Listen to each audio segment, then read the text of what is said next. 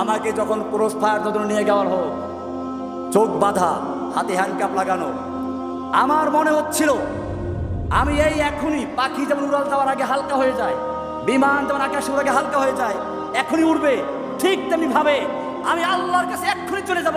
যাওয়ার জন্য গ্রিপ ছিলাম, কেন কারণগুলি দেরি সহ্য হচ্ছে না, এমন একটা আশা নিয়ে অপেক্ষা করছিলাম। আমি মনে করি তখন যদি আমাকে গুলি করা হতো, হয়তো আমার মাঝে আর আল্লাহর সাথে সাক্ষাতের মাঝে শুধুমাত্র গুলিটাই ব্যবধান থাকতো। এই বাংলাদেশের মুসলিমদেরকে, বাংলাদেশের জনগণকে বিভিন্ন দলে বিভক্ত করে ফিরআউনের মতো রাজত্ব করার জন্য পায়ে তারা করছিল।